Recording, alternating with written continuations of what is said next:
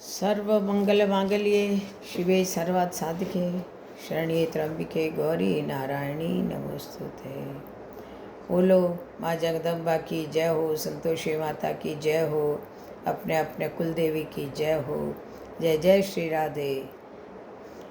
आज का प्रसंग है बाप का आशीर्वाद। कर्नाटक में बेंगलुरु के एक व्यापारी की यह सत्य घटना है।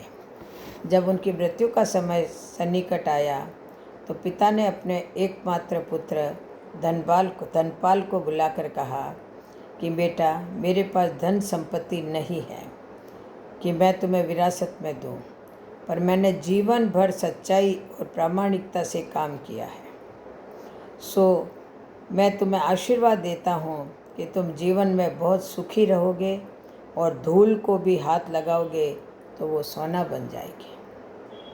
बेटे ने सिर झुकाकर पिताजी के पैर छुए।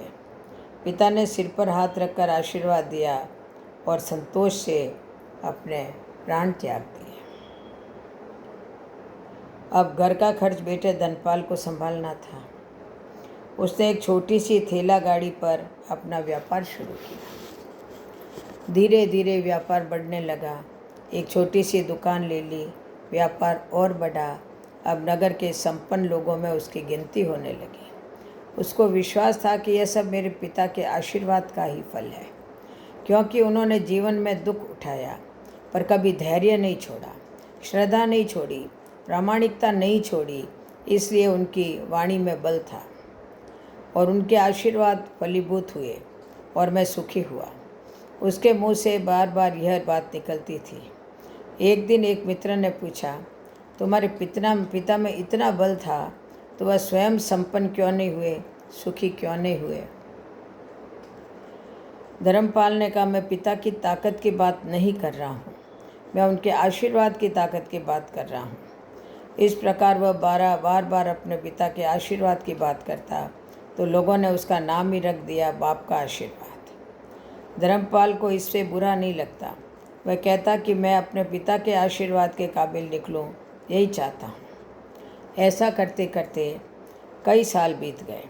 वह विदेशों में व्यापार करने लगा। जहाँ भी व्यापार करता उसे वहाँ से बहुत लाभ होता। एक बार उसके मन में आया कि मुझे लाभ ही लाभ होता है तो मैं एक बार नुकसान का अनुभव करूं। तो उसने अपने एक मित्र से पूछा कि ऐसा व्यापार बताओ कि जिसमें मुझे नुकसान हो। मित्र को लगा कि इसको अपनी सफलता का और पैसों का घमंड आ गया है। इसका घमंड दूर करने के लिए इसको ऐसा धंधा बताऊं कि इसको नुकसान ही नुकसान हो। तो उसने उसको बताया कि तुम भारत में लौंग खरीदो और जहाज़ में भरकर अफ्रीका के जंजीर बार में जाकर बेचो। धर्मपाल को यह बात ठीक लगी। जंजीबार तो लौंग का देश है। वहाँ से लौंग भारत में लाते हैं और यहाँ 10-12 गुना भाव पर बेचते हैं। भारत में खरीद करके जंजीबार में बेचें तो साफ नुकसान सामने दिख रहा है। परंतु धर्मपाल ने तय किया कि मैं भारत में लौंग खरीद कर जंजीबार खुद लेकर जाऊंगा। देखो कि पिता के आशीर्वाद कितना साथ देते हैं। नुकसान का अनुभव लेने के लिए उसने भारत में लौंग खरीदे और जहाज़ में भरकर खुद उनके साथ जंजीबार द्वीप पर पहुंचा। जंजीबार में सुल्तान का राज्य था। धर्मपाल जहाज़ से उतर करके और लंबे रेतीले रास्ते पर जा रहा था वहाँ के व्यापारियों से मिलने को। उसे सामने से सुल्तान जैसा व्यक्ति पैदल सिपाहियों के साथ आता हुआ दिखाई दिया। उसने किसी से पूछा, यह कौन है? उन्होंने कहा, यह सुल्तान है। सुल्तान ने उसको सामने देखकर उसका परिचय पूछा। उसने कहा, मैं भारत के गुजरात के खंभात का व्यापारी हूँ और यहाँ पर व्यापार करने आया हूँ। सुल्तान ने उसको व्यापारी समझकर उसका आदर किया और उससे बात करने लगा। धर्मपाल ने देखा कि सुल्तान के साथ सैकड़ों सिपाही हैं, परंतु उनके हाथ में तलवार, बंदूक आदि कुछ भी न होकर बड़ी बड़ी छलनियाँ हैं। उसको आश्चर्य हुआ। उसने विनम्रतापूर्वक सुल्तान से पूछा, आपके सैनिक इतनी छलनी लेकर के क्यों जा रहे हैं? सुल्तान ने हंसकर कहा, बात यह है कि आज सवेरे मैं समुद्र तट पर घूमने आया था तब मेरी उंगली में से एक अंगूठी यहाँ कहीं निकल कर गिर गई। अब रेत में अंगूठी कहाँ गिरी पता नहीं, तो इसीलिए मैं इन सैनिकों को साथ लेकर आया हूँ। यह रेत छानकर मेरी अंगूठी उसमें से तलाश करेंगे। धर्मपाल ने कहा अंगूठी बहुत महंगी होगी। सुल्तान ने कहा नहीं, उससे बहुत अधिक कीमत वाली अनगिनत अंगूठियाँ मेरे पास है, पर वह अंगूठी एक फ़कीर का आशीर्वाद है। मैं मानता हूँ कि मेरी सल्तनत इतनी मजबूत और सुखी उस फ़कीर के आशीर्वाद से है, इसलिए मेरे मन में उस अंगूठी का मूल्य सल्तनत से भी ज़्यादा है। इतना कहकर के सुल्तान ने फिर पूछा, बोलो सेठ, इस बार आप क्या माल लेकर आए हो? तो धर्मपाल ने कहा कि लौंग। सुल्तान के आश्चर्य का ठिकाना नहीं रहा। यह तो लौंग का ही देश है सेठ, यहाँ लौंग बेचने आए हो? किसने आपको ऐसी सलाह दी? ज़रूर वह कोई आपका दुश्मन होगा। यहाँ तो 1 पैसे में मुट्ठी भर लौंग मिलते हैं, यहाँ लौंग को कौन खरीदेगा और तुम क्या कमाओगे? धर्मपाल ने कहा मुझे यही देखना है कि यहाँ भी मुनाफा होता है या नहीं।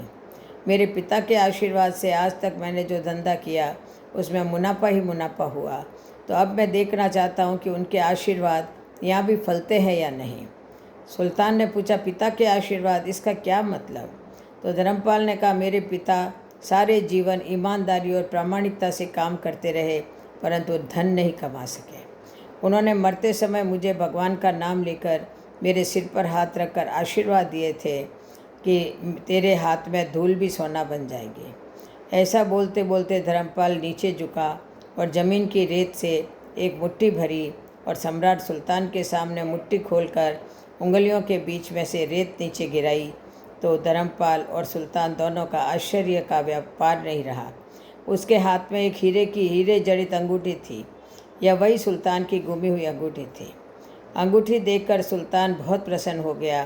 बोला, वह खुदा, आपकी करामात का पार नहीं, आप पिता के आशीर्वाद को सच्चा करते हो। धर्मपाल ने कहा फ़कीर के आशीर्वाद को भी वही परमात्मा सच्चा करता है। सुल्तान और खुश हुआ, धर्मपाल को गले लगाया और कहा, मांग सेठ, आज तो जो मांगेगा मैं दूंगा। धर्मपाल ने कहा आप 100 वर्ष तक जीवित रहो और प्रजा का अच्छी तरह से पालन करो, प्रजा सुखी रहे, इसके अलावा मुझे कुछ नहीं चाहिए। सुल्तान और अधिक प्रसन्न हो गया। उसने कहा सेठ, तुम्हारा सारा माल मैं आज खरीदता हूँ और तुम्हारी मुँह मांगी कीमत दूंगा। इस कहानी से शिक्षा मिलती है कि पिता के आशीर्वाद हो तो दुनिया की कोई ताकत कहीं भी तुम्हें पराजित नहीं होने देगी। पिता और माता की सेवा का फल निश्चित रूप से मिलता है। आशीर्वाद जैसी और कोई संपत्ति नहीं है। बालक के मन को जानने वाली माँ और भविष्य को संवारने वाले पिता, यही दुनिया के 2 महान ज्योतिषी हैं। अपने बुजुर्गों का सम्मान करो, यही भगवान की सबसे बड़ी सेवा है। बोलो जय श्री कृष्ण, जय